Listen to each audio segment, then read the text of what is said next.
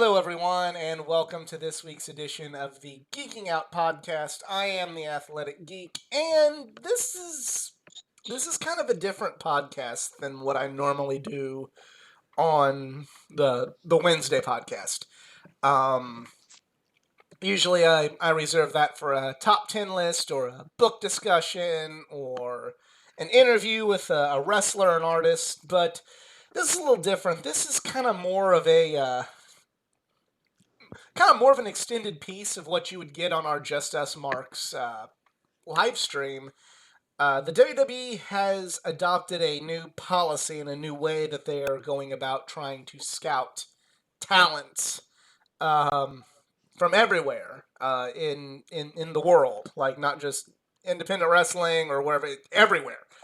And it's something that I don't know if it's, well, hence why we're having this discussion. I don't know if this is absolutely brilliant on their end or if this is going to be something that's going to possibly be to self-destruct the wrestling business. I don't know. So it's something that definitely needs a little bit more attention, in my opinion, for our discussion than trying to catch 10, 15 minutes at the end of a live stream when we are already exhausted from talking about the week in wrestling. So, here to discuss this topic are some of my fellow Mark panelists.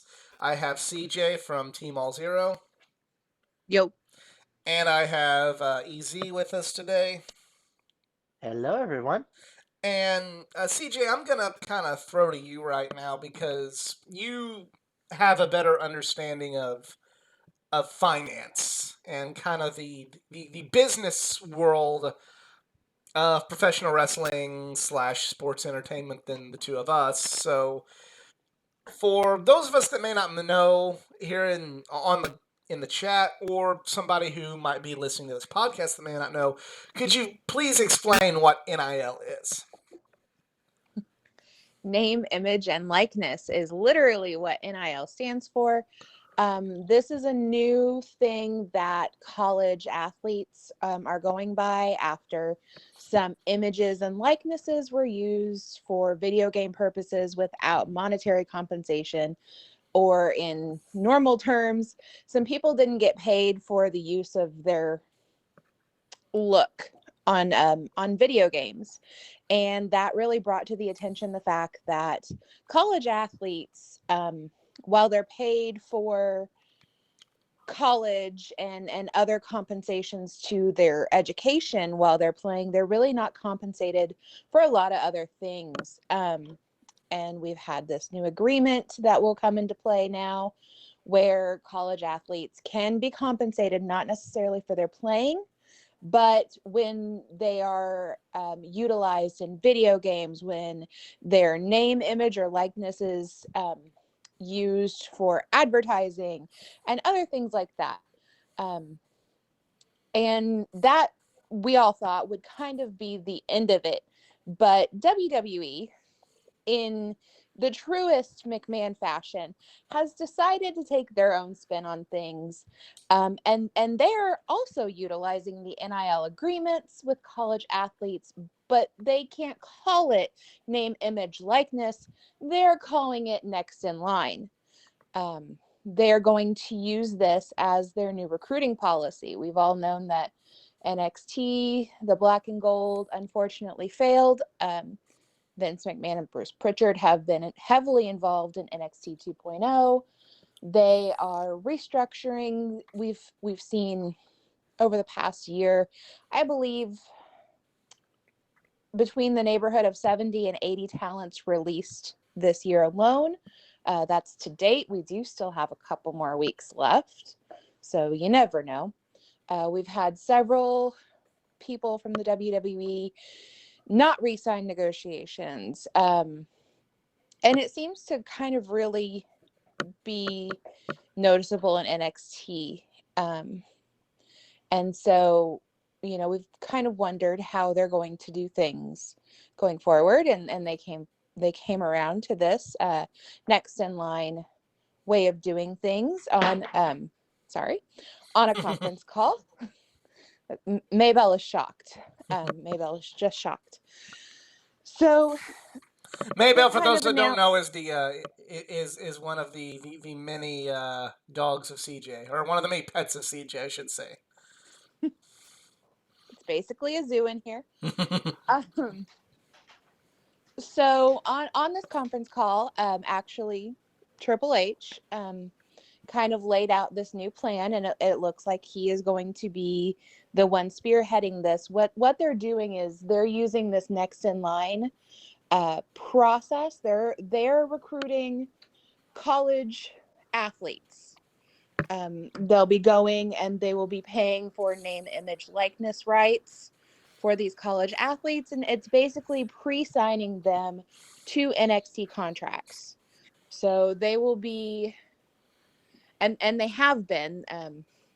We had a very notable college wrestler signed and was drafted technically to Raw already.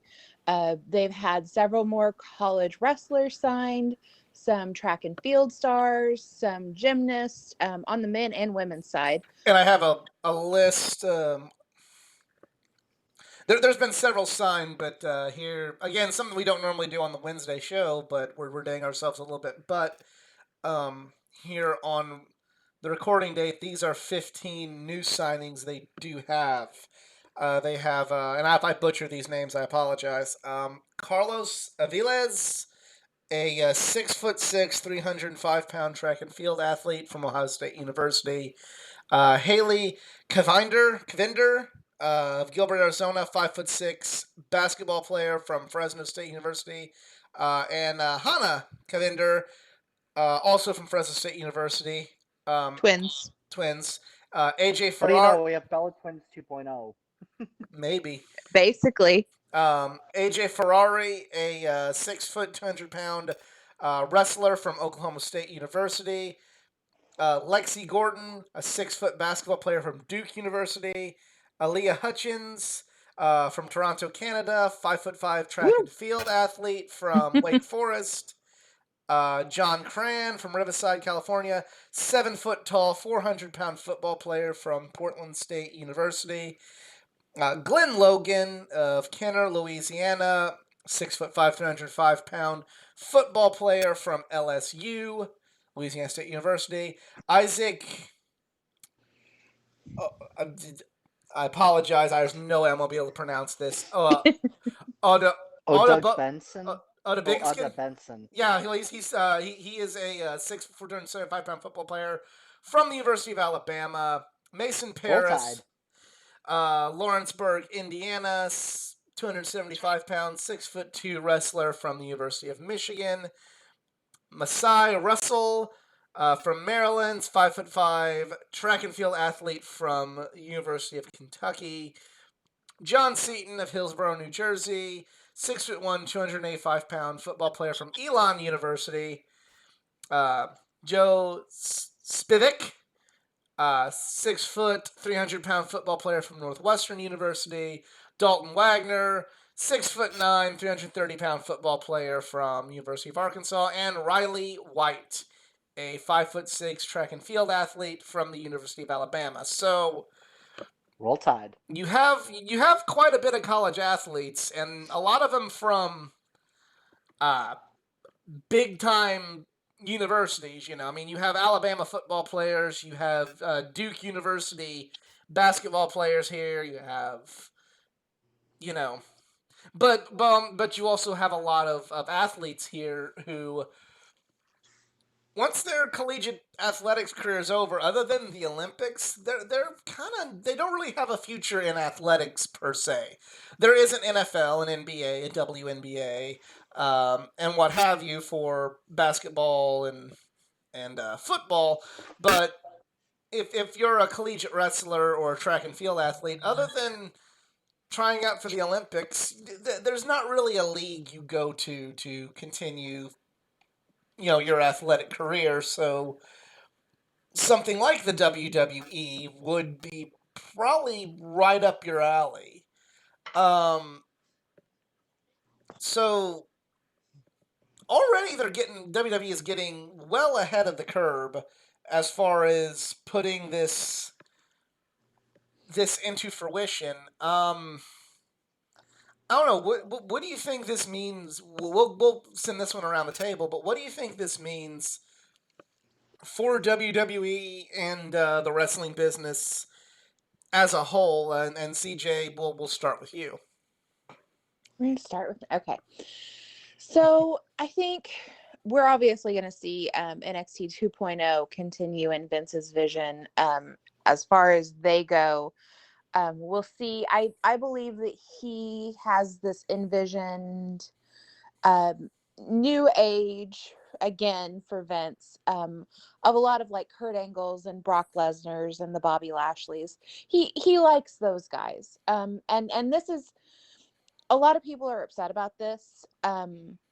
This is good for Vince. He can bring in people. He wants to claim that he makes people. He loves making people. But there's a lot of superstars in his past that we could trace their stardom and their fame back farther than Vince.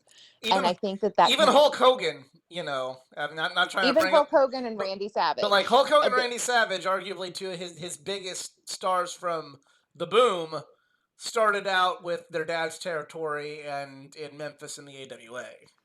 So correct. Even Vince didn't quote unquote make Hogan and Savage. Correct. They were already on a very high trajectory.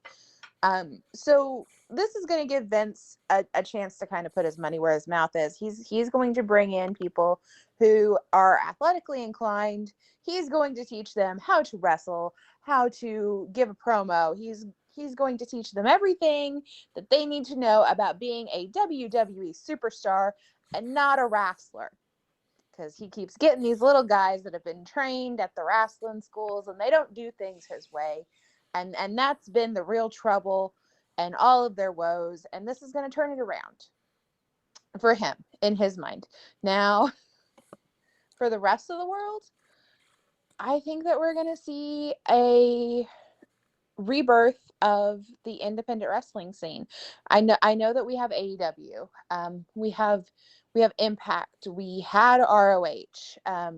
We may still see ROH again in the future. This is going to give real veteran wrestlers that had previously been signed by Triple H and the WWE a chance to go other places. And there will be spots for people that there weren't spots or they couldn't make into big time spots before. I think that you kind of see that in Impact. You see guys like Eric Young in bigger roles than he would have been in the WWE. You see guys like Daniel Bryan and CM Punk who had to fight and claw their way up to the top in WWE, just kind of be naturally drawn up to the top in AEW. And we have a plethora of other options for people to go. We have New Japan. We have the NWA. We have MLW. We have so many places for these people to go that are really trying to get their feet under them. We have GCW. There's a lot of demand right now for wrestlers. And I'll kind of touch on this. The good part. The bad part is that now the number one player, the highest, the top dollar, not dollar, but the top dollar paying, it is now out of the game. So it's going to be really interesting to see paydays for these guys. That you're going to see people stay in the business who really love the business and want to give themselves to it rather than just make a bunch of money and run away. Okay. Easy, what's your take on all of this? So, I don't know, because I'm still like getting new to the whole like name, image, and likeness thing. I understand like how the concept works for college because for the longest time, these players are just getting peanuts for their success, and the universities make money off their merchandising. So having that NIL for colleges was awesome. Now, as for the WWE, it's like, okay. Like when I first heard about it, it's like I was really indifferent about it, and just listening in more about like how this is gonna work for the WWE because as you guys mostly know, I don't give two shits about what they do. But if they are investing this, they better hit this out of the park, especially with God knows how many times we've gone on here and it's almost like every monthly we have to talk about the WWE releases of some of our favorite superstars getting squat for nothing. So also the top dollar joke, that was way too soon, CJ. I'm sorry. But anyways, um, if they are gonna invest themselves into these athletes, you better make sure they look like superstars here because otherwise, you know, the talent that we are getting from the indie scene, which I honestly already think it's been booming lately because of AEW, which I'll elaborate more about that later. But, you know, if you're gonna like train these guys, work in promos and learn how to become a sports entertainer, you know, WWE, like I said, they better crush this. If we want to learn about some of these names here, I really hope that you're gonna push them hard, so that way, if they do end up on NXT, let's make them become superstars or not another one of John Laurinaitis' budget cuts. So yeah, again, I've been completely indifferent with what's been going on because if WWE wants to do this whole next in line thing, I guess it's like, okay, good for you. I frankly just don't give a shit. But if this is what part of your budget cuts were to create, then awesome. So yeah. But anyways, now as for what I'm thinking that indie wrestling has already been on the rise because of AEW, it's because AEW is willing to cross promote with others. We saw that with Impact or GCW, mini little bit of NWA and New Japan. I honestly think, we got superstars from AEW. They're willing to just go to other promotions and have fun. As of this recording, I'm going to be seeing Max Caster wrestle out of Absolute Insane Wrestling. It's our local scene here in Cleveland, which that's going to be so epic. And it's great that AEW does this. Whereas, if I'm not mistaken, WWE used to do this in the 90s, I think, with New Japan. I think 80s. 80s. Okay, sorry, 80s. 80s, wrong decade. But yeah, like that's the problem with WWE is they're just not willing to promote others because they're just competition. It's like you're literally doing the same thing except you're bigger and they're just, popular in their local towns.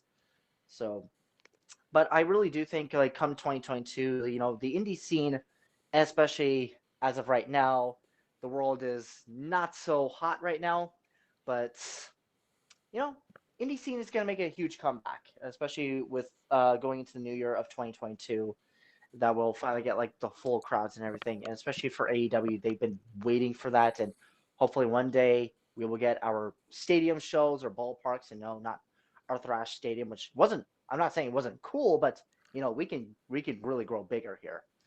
But anyways, yeah, like I said, I've been honestly completely indifferent with the whole WWE NIL thing. But I'll be intrigued about what they're gonna do. As I said before, they better hit this out of the ballpark. Otherwise, it's going to become another farce like NXT 2.0 or worse, Brawl for All. Yeah, I'm going that far. I think me personally, on one hand, I'm of two minds about it. On one hand, I don't think it's a bad thing, and I know I'm gonna get a lot of hate for saying something like this because your street cred as an independent wrestling fan or whatever, you're supposed to want to see all the people that paid their dues. And granted, yeah, I do, and I wish that way of working would have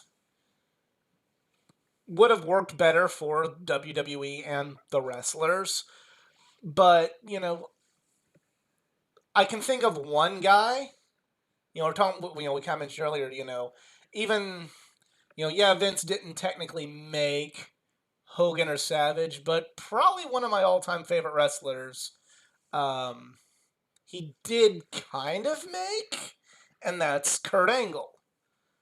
And that's a guy who, you know, kind of what I touched on earlier. He won the gold medal in the Olympics, and then where do you go with amateur wrestling after the Olympics? He could have kept trying for the Olympics and racked up a lot of gold medals, but unfortunately, and especially after you read Kurt Angle's book, there's not a whole hell of a lot of money in just the Olympics. Whenever they took pot shots at him in TNA saying if it wasn't for pro wrestling, you'd probably be a gym teacher.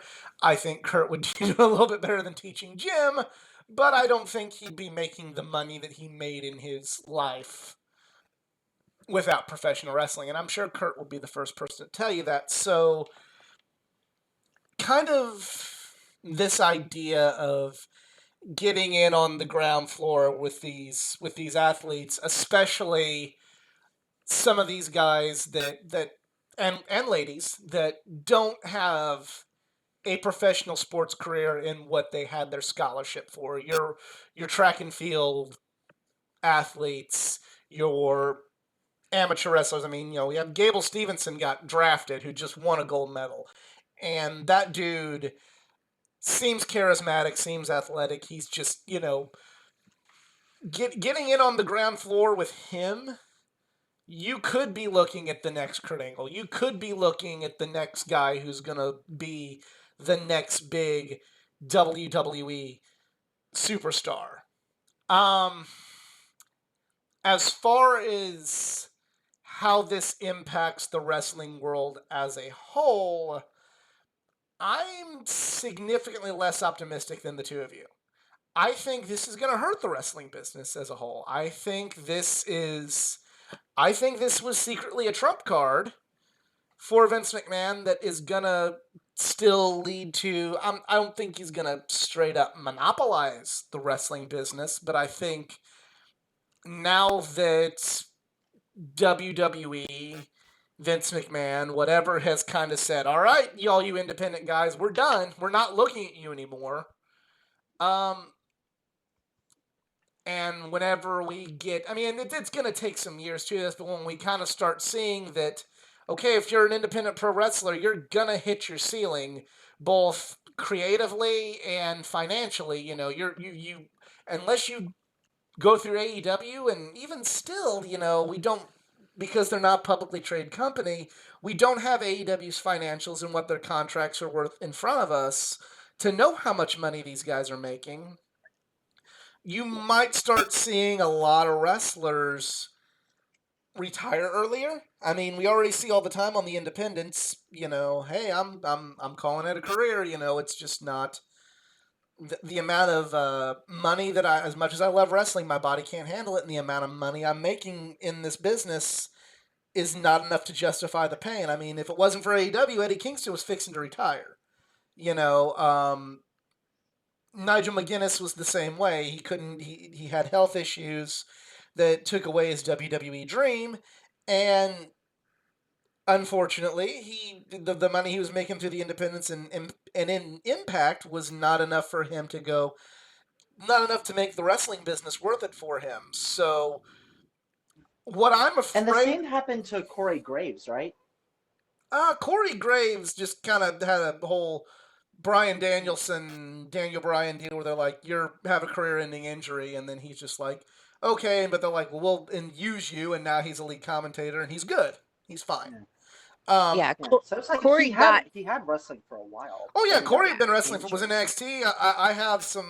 I have some old ROH and old independent DVDs with him as Sterling James Keenan on it. So like he was around. Like he was around so far back as like 04, 05, doing some he wasn't a big deal in ROH by any stretch of the imagination, but he was on some Ring of Honor shows and was traveling the world, Corey Graves, but God, that factors into kind of my point is eventually, other than AEW, and we don't know the financials, so who knows? eventually, if you get in this business, yeah, the creativity is great, but eventually you're gonna want to make your money. You're gonna want to make your money.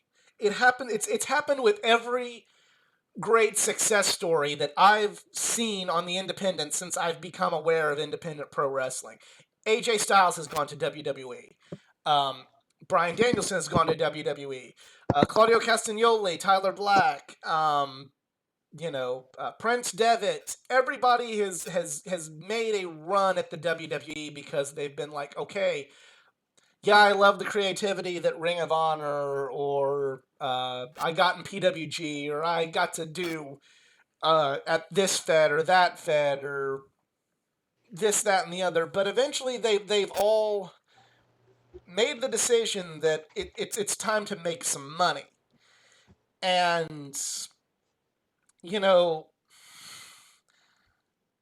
what it's come.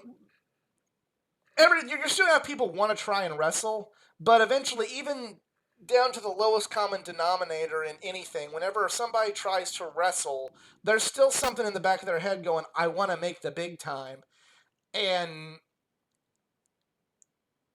while some people adjust their goals and go, okay, hey, WWE may not be an option, but I could have a solid 20, 30-year career and make a good living. And if I'm not a complete idiot with my money and, have a degree to fall back on and have, something, have a good side hustle going on, hey, I can make a good career working on the independents and making some international tours. But there's still kind of that ultimate goal that everybody has going to wrestling school, or maybe not everybody, but I'd venture to say 9 out of 10 people that try to break into wrestling go, I want to go to WWE, I want to go to WrestleMania. And now that you're basically saying with this next in line sort of mentality, hiring strategy going on WWE, you're telling a lot of independent wrestlers, yeah, that thing that,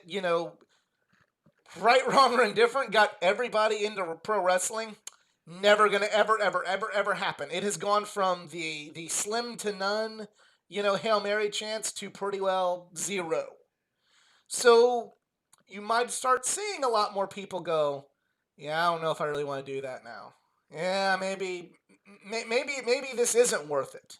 Maybe this isn't worth, busting my body for. Maybe it's not worth making that next shot um, when I have a hurt whatever because I'm gonna get paid nothing here. I'm gonna get paid nothing when I drive, 12 hours down the road, and my best chance to make money, my best chance to actually make a good living out of this is completely nothing. I hate to be pessimistic, but that is what has me, the rose-colored glasses go, good, now Vince ain't going to sign up all these independent guys, and they can go to AEW, and they can go to New Japan, and we can see how great they are, and they aren't going to get ruined, and that's true, but the flip side of all of that is, well, whether we like it or not, WWE was an incentive to a lot of independent wrestlers and a goal for a lot of wrestlers. And now, when they know that goal isn't there, are they going to call it a career earlier? AEW is only going to be able to handle so much, and unless the independent scene gets so healthy that AEW, GCW, Impact, New Japan, Lucha Libre promotions, unless they're able to get healthy enough to where they can definitely compete with what WWE could offer on a as far as on a wage level, you could be seeing a lot of people decide that maybe a long career in pro wrestling is not for them. So I don't know. I hate to be pessimistic compared, especially to in comparison to both my colleagues here, but yeah, that could present an issue going forward to me for the business as a whole. Nick unfortunately was not able to make it tonight, but I remember when the first big release wave came, Nick brought up that, like, well, WWE's looking to maybe self-sustain, and this is definitely a way for WWE to self-sustain going forward. So, maybe this might have been the mighty trump card all along. Who knows? Well, and I don't think that you're necessarily completely wrong in that. Um, I think that there definitely will be more supply and a little less demand for a while. So people on the independent scene, with taking AEW out of that conversation, even though they do pay people like per appearances in a lot of cases, especially in the dark and the dark elevation matches. Um, if we just kind of take them out as like, well, they sign people on a pretty permanent basis, but let them work their own independent dates based on the company. We have a lot of mainstream national indie companies coming up right now, so it's gonna there will be opportunity, but the paychecks probably won't be as high as they had been because those places had to pay for good wrestlers to not go to WWE where the paycheck was so good. In that you're right. And you're right to say that a lot of people probably will hang up the boots, but there's a lot of different careers in the world where you don't necessarily make the biggest paycheck, but people still do it because they love it. And I think that's especially true in wrestling, where you're still going to have a ton of super mega talented people that will continue on this path, not because it's the way they're going to make their millions. They're going to do it because they love it. You're still going to see the Finn Balor's and the AJ Styles and the Cody Rhodes come around because they love it, because this is what they've chosen to do with their lives, and they can't not do it. We even see that kind of from the Undertaker. Like, how broken down is he? And yeah, he makes a ton of money every single time he steps in the ring, but you got to know that the guy loves to do it, or else he probably wouldn't, even for the paycheck. The love of what they're doing is going to be a big motivational factor.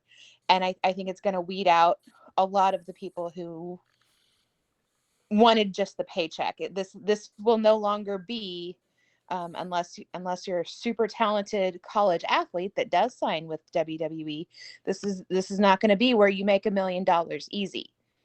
This is going to be, you make smart dates, you work really hard, you're smart with your money, you invest it for your future, but in the right now you get to do what you love, and there's going to be opportunity to go out and do what you love. And I don't think that it's going to be a meager, like, I'm barely making it, I have to, I have to work these other two jobs to make it. There's going to be some cases of that, but before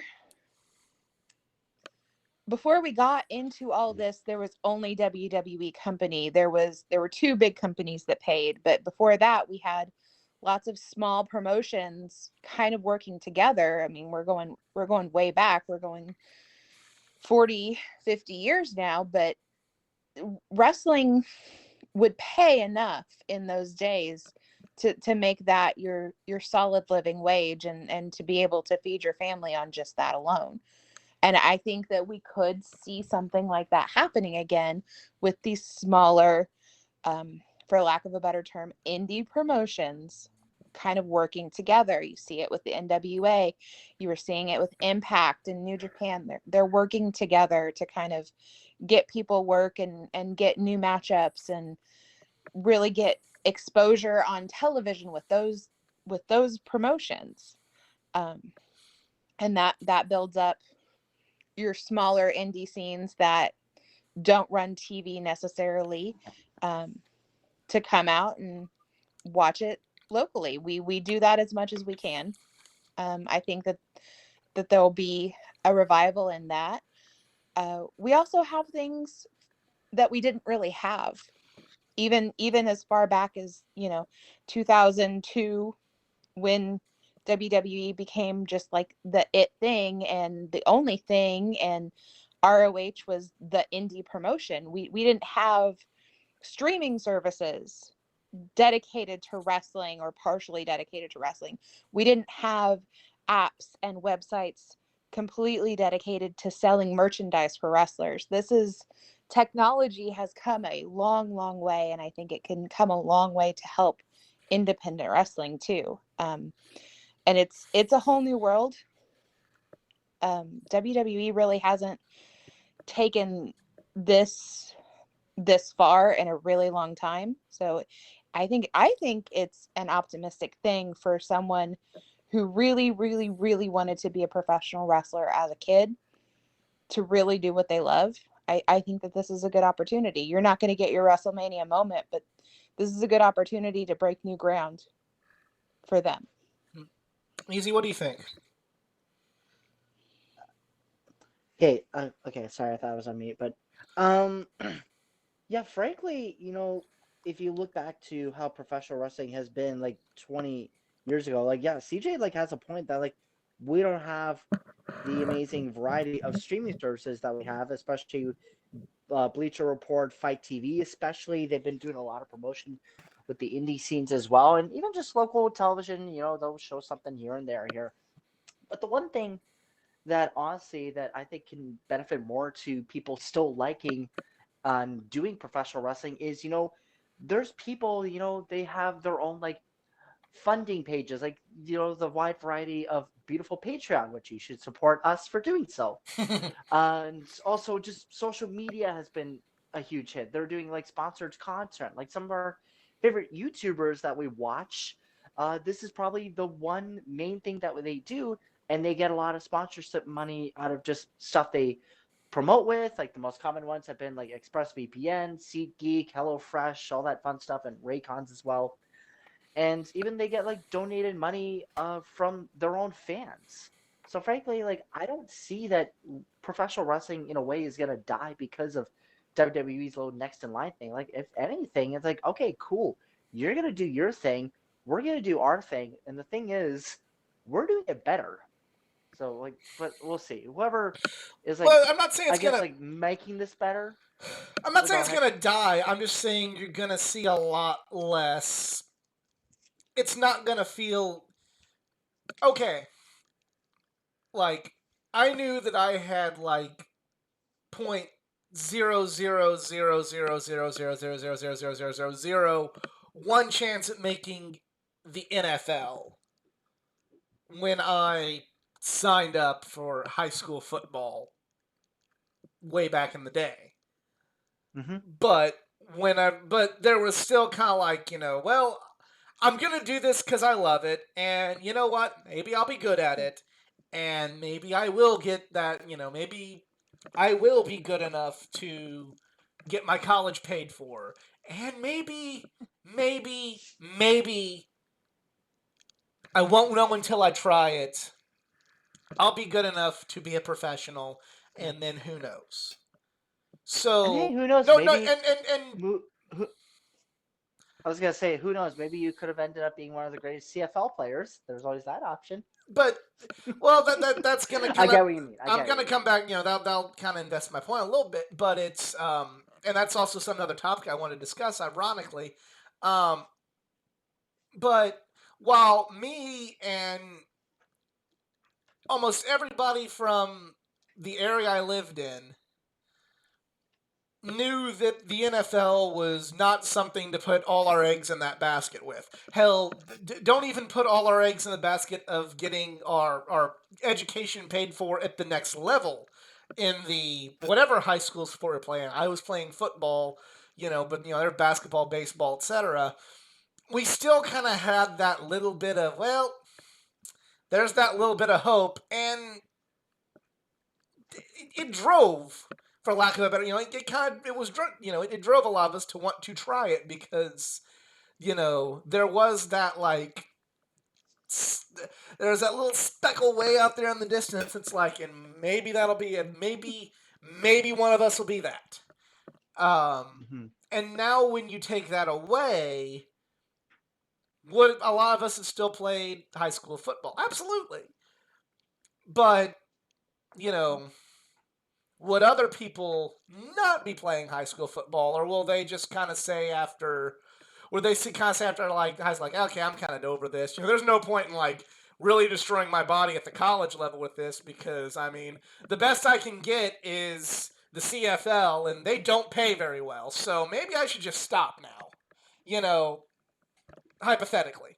Um, Mm-hmm. but it is very funny that you mentioned the CFL because something else about this whole idea, we saw quite a few college football players get signed, a couple of them from some very, very prestigious football universities. You have Alabama, you have LSU, you have not really prestigious, but still Division I college. You got Northwestern, you've got Kentucky, um, you know, things like that. What I think this is going to end up doing is this might actually hurt things like the XFL that is supposedly going to come back in 2023.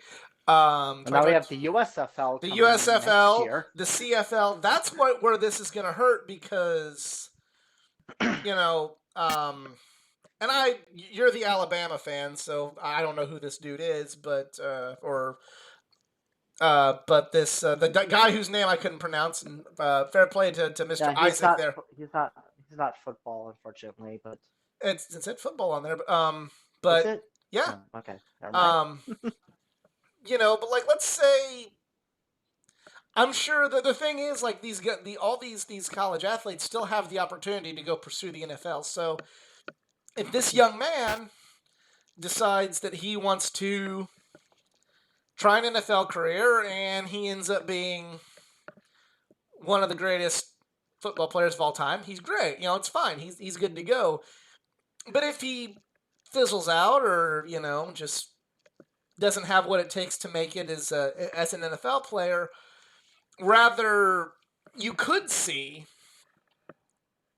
rather than players like this decide, oh, hey, I'm going to try the USFL, or I'm going to play for one of these semi-pro football leagues, or I'm going to try the CFL, or anything like that, they may just go, well, football was fun, guys. Time to try this wrestling thing. So, as much as this might also, I mean, like, it could hurt to an extent. I mean, I'm sure there's probably much more football players that'd rather make a living playing football than being in sports entertainment. But do you think this could have an effect on some of these other football leagues where rather than still gutting it out trying to play football for minimal money, they'll just go like, fuck this, I'll just do this wrestling thing. Brock Lesnar and Goldberg and you know Kurt Angle and all these people made a lot of money doing this wrestling thing, and I'm bigger than Hell, them, The and I'm Rock. cooler than them. Yeah, Hell, The Rock used to play for the Hurricanes. yeah. He played in the For CFL years. and said he didn't make any money, and then wrestling was his calling. So, Yeah. do you think? And I'm gonna start by asking you, Easy, because you're the one that actually watches the CFL in this chat. Do you think that something like this could end up in the long run having a negative effect on, say, something like the CFL? Or having something, because I know you also follow more minor league hockey, do you think that maybe some of these people that fizzle out of the NHL or don't get their opportunity might go, you know what? I'm next in line with this WWE deal. Maybe I won't play minor league hockey or I won't play in the CFL or what have you.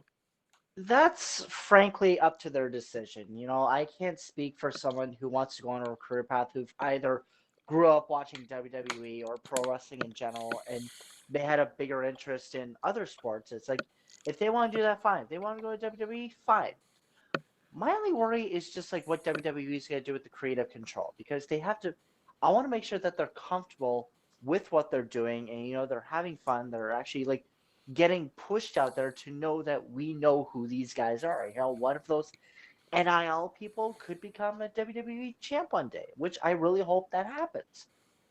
That's my only worry again with WWE on creating this is if you're actually going to make this idea happen, make sure you actually give them the best career that we will see. And who knows, maybe in 30, 40 years, if any of us are hopefully still alive at this point, that we'll see them inducted in WWE Hall of Fame. So, and I God, I will. was going something about this, but Do, I just lost track of it. Sorry. well, you that's fine. You mentioned creative control. I think this is actually going to be one of those instances, and I definitely want to hear CJ's opinion on all this as well. But this is definitely one of those instances where I'll kind of be on WWE's side, where maybe these guys don't need to have creative control right out the gate, because you're going to have a lot of these kids who just want to go like, who may be like, maybe they're wrestling fans, maybe they weren't, but they're going to go out there going like, okay, I want to be the biggest badass in the world, and I want the belt. I'm like, okay, well, we're not going to have you portray that. We're going to have you. You're going to be doing this instead. You know, you're not going to be one of the best. No, why not? I want to. I want to be the one that gets the belt and gets all the girls and is the badass. Like, okay, well, you're the one in this one who's going to unfortunately be losing, and they're gonna have a good beat down on you, and they're gonna cut your hair afterwards because that's the guy who's gonna win the belt. Do the creative control? Mm-hmm. You mentioned creative control, like where I think WWE should retain that, but that's also something else there. Like, how is this gonna work with one of these guys who, yeah, they fizzled out of a pro, or maybe they didn't fizzle out. Maybe they were the best amateur wrestler or the best track and field star, and maybe they won a gold medal. How are they going to feel when they go to the WWE and they gotta be part of a storyline? Like a Kurt Angle, where they're kind of maybe they're getting portrayed like a dork. That's something else that's kind of a nice variable. I do want to hear CJ's opinion on the minor league football first. Before we get sorry, it's like I finally remembered what I was saying. So, oh sure, when NXT was first started and we had like those rookie classes, and it was supposed to be like as I was saying, like the next generation of superstars we're gonna have. And now we think back, it's like, how many of them can you actually name that actually ended up being successful? We had Wade Barrett, Daniel Bryan, and that was literally all we could think of. Okay, yeah, there was whatever Husky Harris, which at least thank God for a repackaging of Bray Wyatt. But out of those other superstars, they were just there. The only guy that I honestly knew from that rookie class was Justin Gabriel, because I actually heard of him before from FCW, and hell, he had done a Border City Wrestling appearance. I told him about that, and I told him that, like, dude, you should have been pushed way harder, and he agreed with me. Mm. So it's all in the matter of, if they are going to do this, make sure that their morale will always be building high to saying that, yes, I work for the WWE. This is what I'm doing, and I'm going to be like on the posters. I'm going to be on the production trucks. I'm going to be at the headline of WrestleMania. Actually make their dreams come true, and not make them look like they're just sidekicks like Dewdrop. I'm sorry, but as of right now, what the hell are you doing to Piper? Okay. I know I don't want to sound outdated. Right. As of right now, that's what I'm saying. Well, this one's one of our more dated ones, but I know we were kind of all over the place, but like CJ, I'd really like to hear your take on not only CJ can say it. Not only the minor league sports franchises and how you feel this might have an effect on them, but also kind of what I was saying. Like, how's it gonna feel when somebody who goes from being the big man, or the cool girl on campus, and having a successful collegiate career with a bunch of accolades, goes to WWE, and they gotta wear some kind of ridiculous outfit, or they gotta get their hair cut, or gotta act like a dork because unfortunately, right, wrong, or indifferent, stuff like that is kind of part of the wrestling business. What do you think? Well, I think you do have to remember that they're not just taking college wrestlers and college football players. This is coming from all levels of athletes. So you're going to see probably some swimmers. I think in the female side, you'll see a lot of gymnasts. You'll see probably some softball players, baseball players, track and field, all mixed in there too. So I don't think that it will have like a super heavy impact on like the secondary sports, you you might see a lot of people, especially in the football world, get some more opportunities to play for a little bit of money than you would have before this agreement. But I don't think it's going to really cause a huge issue and run up the paychecks on their end, um, to where you see like maybe the XFL decides not to come back. I don't think that that's going to be an issue. They're just going to have a little bit higher of a payroll for a while. I don't think that we'll see like 50 people signed every year to these NIL agreements. And some of them may just, for every 15 you sign, you may get one or two Brock Lesnar and Kurt Angles. You're not every single one of them is going to make it. Not every single one of them is just going to have that ability to wrestle or talk or do the things that Vince wants them to do. So there's a really good shot that we still see some releases from these people too. And they can go back to the sports world if they so choose, or come into the world of normalcy with their college degrees. As far as like egos go, I don't know. I cannot speak about how it would be on a football team. I know that I played softball, I played volleyball. Ego was not permitted on the field. You played for the team, you didn't play for yourself. Your stats are great, that's great, but you did the things to bring the team a win. And I think for a lot of these athletes, that's probably going to be the mentality. You didn't necessarily do it for yourself. You're doing it to give the team a win. And if the team needs me to shave my head for entertainment, and that's going to give the team a win, then that's going to give the team a win. I've seen several people have to do wall squats or other rigorous exercising because ego got in the way of the team. And if coach told you that if you got the signal to hit a line drive up the middle to get the runner home rather than swing for the fences, then if you swung for the fences, then you were running drill after. Like that's just it. I think that a lot of these athletes probably have that same mentality, because I can't imagine like it being that way in junior high and high school sports and not being that way and more in college level sports. I mean, we saw it from Kurt Angle. We never saw Brock be a total dork, but Brock took his losses when it was told for him to take the losses too. I don't think that there's going to be a huge ego problem. Um, I think that Vince also kind of looks at like the Pat McAfees and hopes he's going to get some personality out of these people. And I think that in some cases that's probably not going to be accurate, but we'll see what happens. You never know. You never know who these people are and what they could bring to the table. It is something new. Okay. They're at least trying. I don't think that he is going to give these. Vince has not given proven assets complete creative control in a very long time, and Vince has kind of made it clear that he is not interested in making you a star. He is interested in making the company a star, and you are a cog in the wheel of making that company a star. So he will, I think he will tell them what to do, and they will do it. Last big talking point, and then we'll wrap this one up.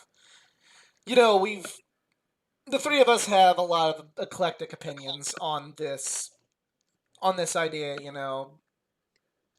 Some people think it'll be good. It's good for WWE, good for wrestling, not so good for wrestling.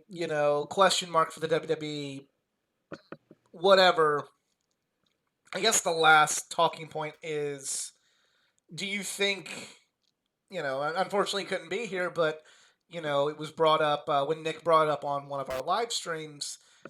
WWE might be looking to self-sustain.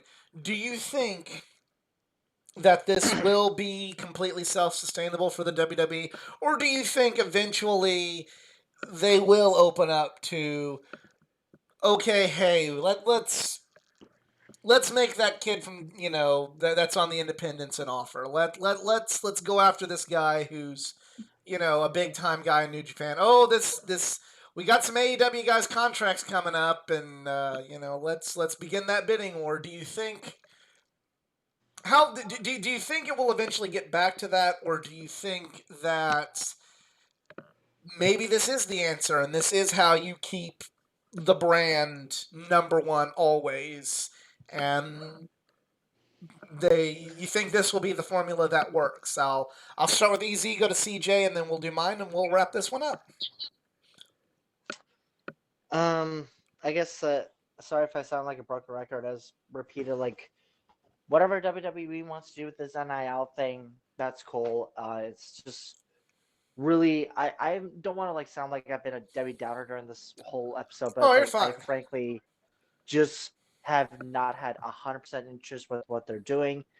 But who knows? If AEW does something similar to this, then okay, good for them. But I think, frankly, they would rather focus more on just cross promoting with other indie companies, not just to keep their name up, but to say like, hey, if you liked this guy, go support where he wrestles at. You give them all the publicity out there. And if there are superstars that think they're gonna struggle, and if they got to get a second hand, that's frankly okay. It's okay to have a side hustle, especially with nowadays with the rise of social media. Who knows? Maybe these guys in the NIL, they're gonna use social media as a way to boost their own promotion or just boost their own name out there to get people to know, hey, I'm on WWE if you want to like see me fight and all that. And the same goes for the indie wrestlers. And I know like a lot of the professional wrestlers, if I'm not mistaken, they're using Twitch as a great platform. As for WWE, they're just like, no, you're making extra money just for yourself. Don't use Twitch. It's not good shit. But yeah, no, I don't know. Just been indifferent during this whole episode about NILs. It's like, cool. You want to make money? Cool. This is how we're making our livings.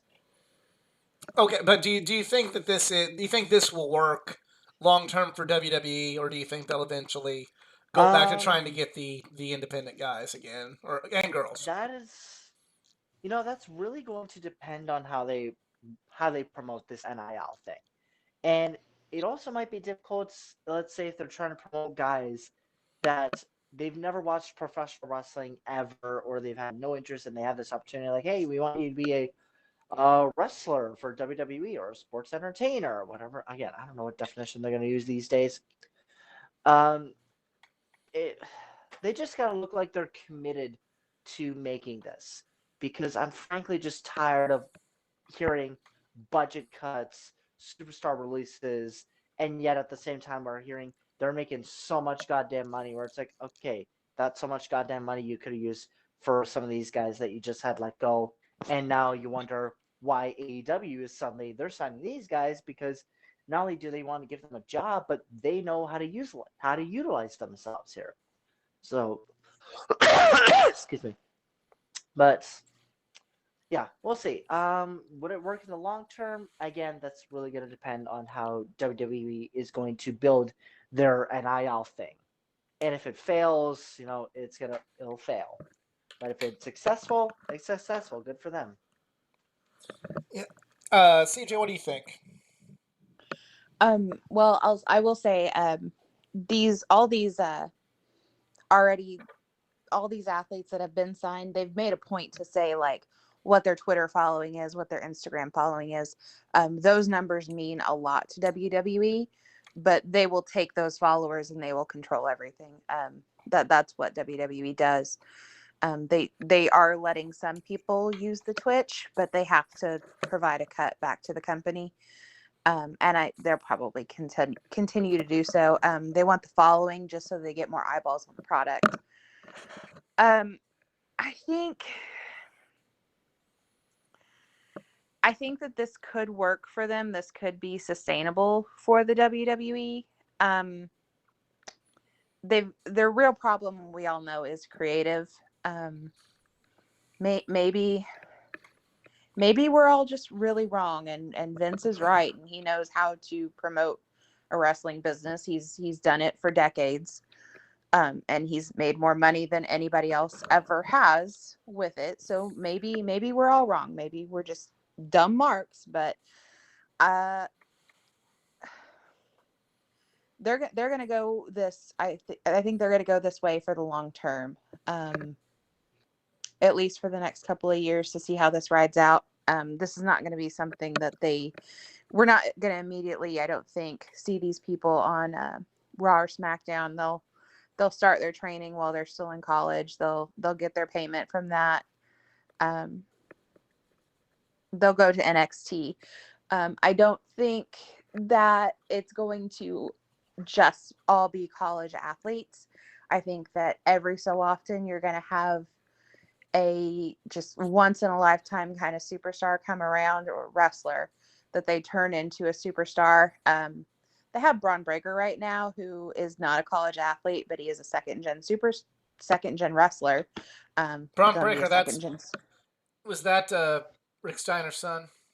Yes. He was a college athlete. He did not make the Well, Ravens, but yeah, I they didn't sign him because he's a college athlete. They right, signed right. him because he's a second gen wrestler. And he will. He's super talented. He is going to be a top guy. He will be someday, probably sooner rather than later. And I think that they will continue that trend as well. Vince really, really likes second gen guys. If you are somebody's kid, he loves it. And there's a lot of wrestlers, and they had kids, and we see a lot of them everywhere. So I think that will also be part of who gets signed or who gets deals with the WWE. I think that Vince will never admit this, and neither will Nick Khan, but they are both, I believe, kind of petty. So, my opinion, I think that they will try to do some bidding wars when they see super talented guys. Like, I think that we will see it with a couple of superstars who just had their contracts end. We'll see bidding wars still, but not necessarily ending with them in WWE. I think they'll just kind of mess around to kind of get AEW to pay a higher price for some guys, just kind of drain the bank account a little bit on that side. That's kind of a standard business practice for people who are petty. So that's not going to surprise me if that happens, but I don't think that we will not see a mass signage of indie wrestlers like we did for the past 10 years. That's done. That's done. But occasionally I think you'll see a second gen guy come in, or someone who is just above and beyond talented that they just couldn't pass up. But other than that, I think we'll just see a lot of athletes. For me, I feel like in the future with WWE, it depends. If every one of those names I just mentioned end up just really knocking it out of the fucking park, and they turn out that this whole thing becomes an unproven, deniable success, then I think WWE will really go all in, so to speak, on this, and we won't be seeing, I can see them doing the like you said, do the pettiness of like, oh, so and so's, MJ, just use him because he brought up in the promo, like MJF's contract expiring, oh, we're gonna offer you blank about just so that way, okay, hey, let's fuck with AEW a little bit, under the guise of, well, we helped him get more money, which is, well, what they were. One of the things that WWE likes to say when they do something like that, like, we weren't being petty, we were helping him get more money. Because we're just nice guys like that, and we know his worth. But I feel like if you start getting, if you get a 1-of-4 ratio, I still think maybe they'll still go pretty high on that, and then, maybe kind of have your, oh, well, MJF's available, let's get him. Let's get him. Let's make him jump ship, or something of that nature. Um, but I do feel like this, for what WWE wants, this might be the only way they can continue to do it. And I don't think you'll never see another independent guy go to WWE, but I feel like it'll go back to being a really big fucking deal when an independent guy signs. It will be like when you had CM Punk sign. Because I remember, and I didn't even know who CM Punk was when he signed with WWE back in 2005, but I remember being on message boards. I was in high school and I just knew about WWE and even less about, I knew TNA existed, but I didn't even know about them. I just knew about message boards, and they're like, "Oh my God, this CM Punk guy, they've signed CM Punk. This is a big deal." Um, and then I got into independent pro wrestling, and then I was part of the group going, "Oh my God, they signed Bryan Danielson. This is a big fucking deal." There's a few more signing, independent names getting signed at that point. By that, but I think it will have that sort of aura about it whenever at this point when they do sign independent names, they'll be like, "Oh my God, they actually signed a guy. They actually, oh wow, well, here's hoping they use him well, But well, it's a wait and see. I'm happy for, um, in a sense, I am happy for some of these athletes that don't get a major league, a major sports league to continue to pursue being an athlete and a career in athletics after that. So I'm glad to an extent, I am happy they have something, instead of just like, well, hopefully I can find a job hopefully I can find a teaching job, or hopefully, and not that there's anything wrong with that, but kind of crossing your fingers and hoping that your degree will get you some, get you the job you were looking for in a very, very competitive market. Maybe this will be good for them, but on the other hand, I do feel bad for, everybody running bump drills right now, and in the gym, hoping that their wrestling journey would take them to WrestleMania, and now like their chances have gotten even smaller. So I do feel bad for a lot of folks that way, but it is what it is. But that's pretty much it for this episode. That's a little different than what we normally do on this, but it's also a different sort of issue, and I really don't think we could have had is had the discussion we had, just kind of fitting it in over a fitting it in after we talked about MJF and CM Punk, or Bryan Danielson and Hangman Page on a Thursday stream. So I want to thank you all for listening to this. If you enjoyed, please give it a like, share, subscribe for more content, not just from the world of pro wrestling, but from the world of gaming, anime, comic books, all things geek culture. Follow me on social media, facebook.com/athleticgeek9, Twitter athletic_geek9, Instagram athleticgeek9, and if you'd like to help this channel out financially, I'm on Patreon, patreon.com/athleticgeek9. CJ, are you on social media still? Yep, at CJTMall0. Easy, are you on social media still? Easy? Hang on. Oh, sorry. Sorry, I was on mute. Sorry, I was letting CJ talk and I was on mute. Yes, I'm on the Twitter at Eric Zans, ErikZarins. I'm glad you said that, because I was getting ready to have to do that for you. I'm like, oh no. And then I was going to have to call to make sure he was okay. But, all right. I'm alive. I'm alive. So thank you all for participating in this session, listening to this discussion. We'll see y'all next time.